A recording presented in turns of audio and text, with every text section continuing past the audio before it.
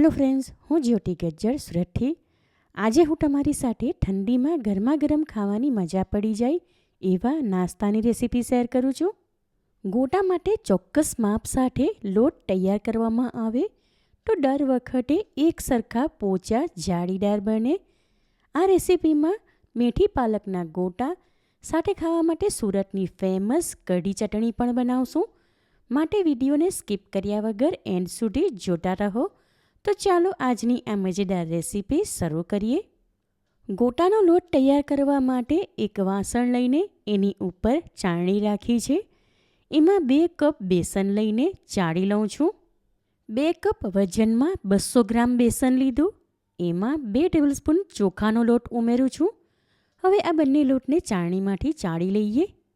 લોટ ચાળી લીધો તો હવે એમાં 2 ટીસ્પૂન ભરીને ઝીણા કાપેલા તીખા લીલા મરચાં ઉમેરું છું.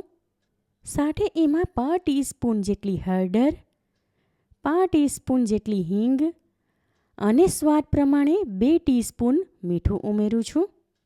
મેથીના કડવા ટેસ્ટને બેલેન્સ કરવા લોટમાં 1 ટેબલસ્પૂન જેટલી દળેલી ખાંડ ઉમેરું છું, જે તમે તમારા ટેસ્ટ પ્રમાણે પ્લસ માઇનસ કરી શકો. હવે એક ડીશમાં 15 નંગ કારા મળી લઉં છું. સાથે 2 ટીસ્પૂન આખા ધાણા લીધા. હવે આ બંનેને હલકા અમસ્તા શેકીને અધકચરા વાટી લઈએ. વાટેલા સૂકા મસાલા પણ આ લોટમાં ઉમેરી દઉં છું. હવે લોટમાં 2 કપ ભરીને ઝીણા કાપેલા મેથીના પાન ઉમેરું છું. સાથે 1 કપ ભરીને ઝીણી કાપેલી પાલક લીધી, એ પણ એમાં ઉમેરી દઉં છું. તમારે પાલકના બદલે ઝીણી કાપેલી કોથમીર લેવી હોય તો લઈ શકાય. એનો ટેસ્ટ પણ આમાં સારો લાગે. ગોટાનો લોટ બાંધવા માટે 1 કપ ભરીને પાણી લીધું. એમાંથી હમણાં પા ભાગનું આમાં ઉમેરું છું. ત્યાર પછી લોટ સાથે આ બધું સારી રીતે મિક્સ કરી લઈએ. બીજું પા ભાગનું પાણી ઉમેર્યું એટલે ગોટા માટે લોટ તૈયાર થઈ ગયો. આ અડધો કપ પાણી બચી ગયું, હમણાં એને સાઈડમાં રાખું છું. હવે એક મોટો ટુકડો આદું લીધું. એમાંથી અડધા ભાગનું આમાં ખમણી લઉં છું. ખમણેલા આદું ઉપર 1 ટેબલસ્પૂન જેટલું પાણી નાખું છું. ત્યાર પછી હાથ એક જ દિશામાં ફેરવીને લોટ ફેંટી લઈએ. 1 થી 2 મિનિટ માટે લોટ ફેંટી લીધો એટલે એ હલકો પડી ગયો. હવે એમાં 1/2 ટીસ્પૂન જેટલો ખાવાનો સોડા નાખું છું.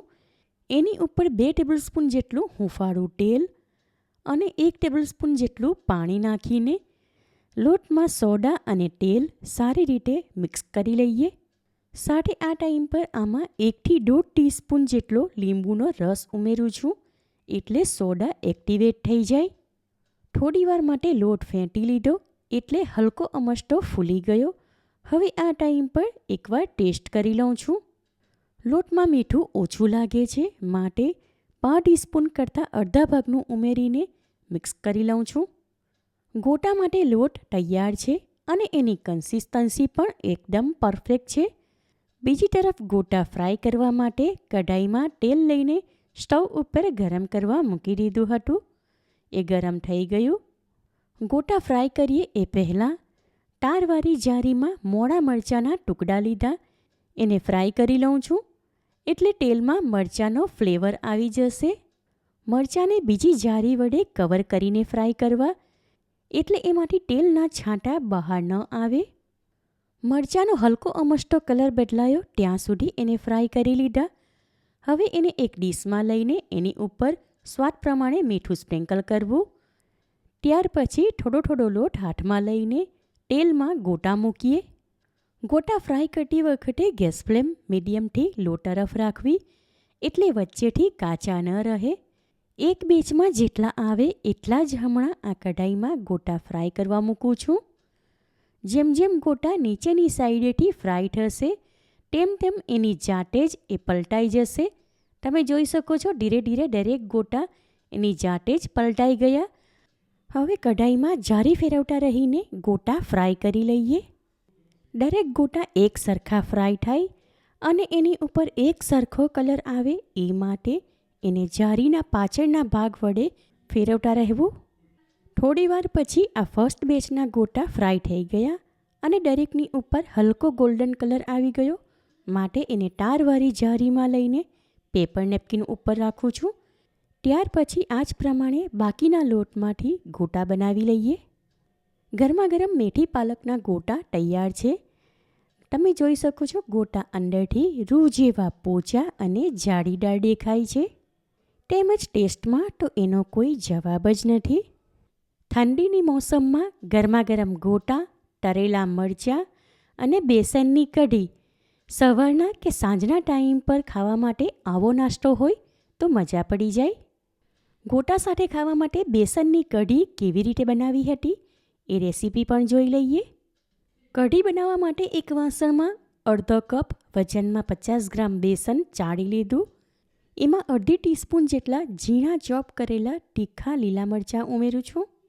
સ્વાદ પ્રમાણે એમાં 1 પ્લસ બીજી અડધી એમ ટોટલ 1.5 ટીસ્પૂન મીઠું અને 5 ટીસ્પૂન જેટલી હળદર ઉમેરું છું.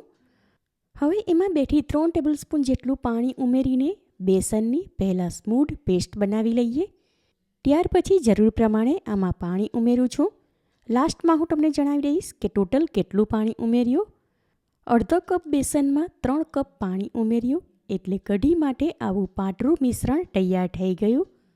હવે આ કઢી વઘારી લઈએ. એના માટે એક કઢાઈ લઈને સ્ટવ ઉપર ગરમ કરવા મૂકી ત્યાં ગેસ ફ્લેમ લો ટુ મીડિયમની વચ્ચે રાખીને કઢાઈમાં 2 ટીસ્પૂન જેટલું તેલ લઉં છું. તેલ ગરમ થાય ત્યાર પછી એમાં અડધી ટીસ્પૂન જેટલી રાઈ ઉમેરું છું. રાઈ ચટકી જાય ત્યાર પછી એમાં અડધી ટીસ્પૂન જેટલું જીરું, 5 ટીસ્પૂન હિંગ અને 7 થી 8 કઢી લીમડાના પાન ઉમેરું છું. ત્યાર પછી એમાં તૈયાર કરેલું કઢી માટે બેસનવાળું મિશ્રણ ઉમેરીને સારી રીતે મિક્સ કરી લઈએ. હવે ગેસ ફ્લેમ મીડિયમ તરફ રાખીને કઢાઈમાં કન્ટિન્યુ ચમચો ફેરવતા રહેવું એટલે કઢી ફાટી ન જાય. કઢીમાં મને હળદર ઓછી લાગી માટે બીજી 2 ચપટી જેટલી ઉમેરી. હવે જેમ જેમ કઢી ઉકળશે તેમ તેમ ઘટ્ટ થવા લાગશે. થોડી વારમાં જ કઢી ઉકળીને એકદમ ઘટ્ટ થઈ ગઈ માટે હવે ગેસ ફ્લેમ ઓફ કરી દઉં છું. ત્યાર પછી એમાં 1 ટેબલસ્પૂન ખાંડ અને 1 થી 1.5 ટીસ્પૂન જેટલો લીંબુનો રસ ઉમેરું છું. હવે ચમચા વડે હલાવી એમાં આ બંને વસ્તુ સારી રીતે મિક્સ કરી લઈએ. ત્યાર પછી કઢી આ ટાઈમ પર એકવાર ટેસ્ટ કરી લઉં છું. કઢી ખાટી મીઠી એકદમ ટેસ્ટી છે. એમાં કંઈ પણ ઉમેરવાની જરૂર નથી. હવે એમાં 1 ટેબલસ્પૂન જેટલી ઝીણી કાપેલી કોથમીર ઉમેરીને મિક્સ કરી લઈએ. ફરસાણવાળાને ત્યાં હોય એવી ટેસ્ટી કઢી ચટણી ઘરે બનાવવા માટે આ રેસીપી પરફેક્ટ છે. બેસનની કઢી ગોટા ઉપરાંત ફાફડા, ભજીયા અને ચણા દાળના સુરતી પટ્ટી સમોસા સાથે પણ ખાઈ શકાય. દાંત વગરના પણ આરામથી ખાઈ શકે એવા આ મેથી પાલકના ગોટા તમે આ રીતે બનાવશો તો ઘરમાં નાના મોટા બધા જ વખાણ કરીને ખાશે. માટે આ રેસીપી તમે જરૂરથી ટ્રાય કરો. તમે મારી રેસીપી ક્યાંથી જુઓ છો અને કેવી લાગી એ કમેન્ટ કરીને જણાવો. રેસીપી પસંદ આવી હોય તો વિડીયોને લાઇક કરીને વધારેમાં વધારે શેર કરો. ચેનલ પર નવા હો તો સબસ્ક્રાઈબ કરીને બાજુમાં આપેલા બેલ આઇકન પર ક્લિક કરો એટલે આવનાર દરેક નવી રેસીપીઓની જાણકારી તમને મળતી રહે. ફરી મળીશું એક નવી રેસીપી સાથે. Eat healthy and stay healthy.